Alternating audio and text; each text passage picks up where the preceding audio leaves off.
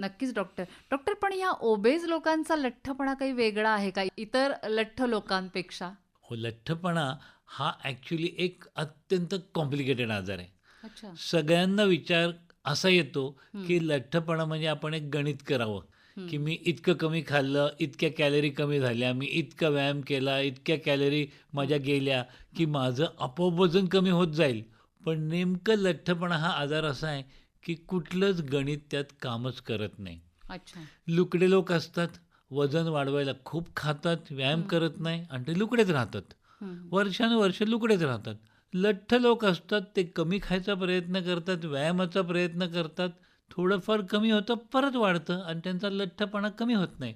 हं, आणि हे गणित न जुळण्याचं कारण हं, शरीरामधले हॉर्मोन्स, पचनक्रिया, हं, प्रत्येकाच्या जठराचं कार्य, प्रत्येकाच्या लहान आतड्याची लांबी, हं. जशी माणसाची उंची वेगळी असते, तशी लहान आतड्याची लांबीसुद्धा कमी जास्त असते अच्छा. आणि त्यामुळे खूप वेळा हं, माणसाच्या हातात नसलेल्या गोष्टी लठ्ठपणाचं कारण असतात आणि व्यक्ती स्वतःच्याच मनाने कुठेतरी इंटरनेटवरून काहीतरी कमी हं, खा, व्यायाम कर असा प्रयत्न करून अपयशी होते आणि त्यामुळे त्याला शास्त्रीय उपचार करावा, हं. असा माझा सल्ला आहे. नक्कीच डॉक्टर. डॉक्टर पण या लठ्ठपणाची नेमकी सुरुवात आपल्या शरीरामध्ये कशापासून होते?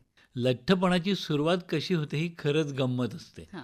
म्हणजे लहानपणापासूनच जरा बाळ गुटगुटीत दिसलं, चेहरा खूप छान दिसला, तर सगळ्यांना छान वाटायला हो. लागतं.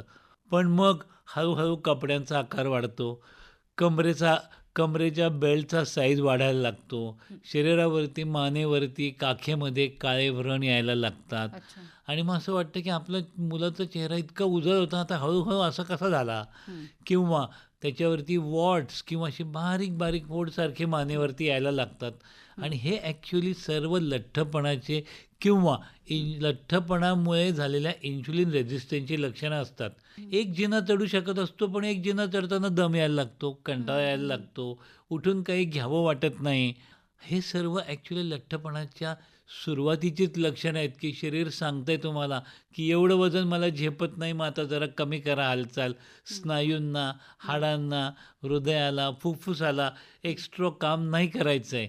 अच्छा. आळशीपणा येणं, झोप नीट न होणं, ही सुद्धा लठ्ठपणाची सुरुवातीची लक्षणं असू शकतात. अच्छा. कारण ते वजन आपल्या शरीराशी वेगळ्या प्रकारे बोलत असतं.